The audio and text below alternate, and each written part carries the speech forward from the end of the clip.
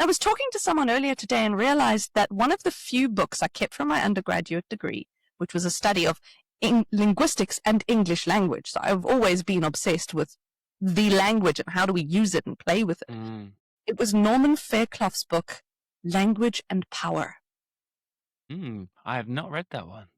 And it's fascinating to come back to it. It's kind of almost got a Marxist bent to it about how people manipulate language in order to control power. Interesting. But it's, it's a student textbook at the end of the day. So you can read it fairly easily. But it sat so deeply with me, that idea that masters of language can also be masters of emotion, and therefore masters of destiny. Isn't that a beautiful way to think about literally the sentences that come out of your mouth?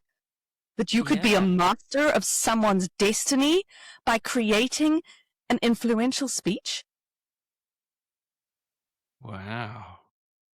I'm making some notes because I want to revisit lots of this. You're brilliant. So, while you make the notes on that, think about the speeches that changed the world. Think about Martin Luther King.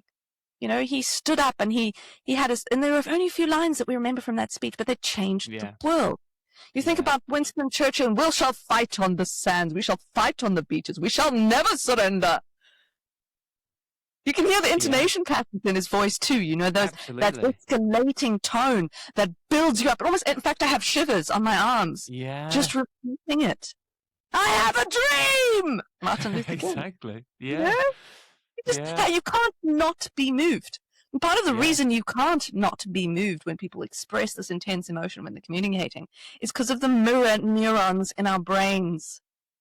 When we hear stories, we, believe it or not, cannot identify in our brains the difference between someone telling a story and it actually happening to us in real life. That's how we can transfer emotion from ourselves to an audience.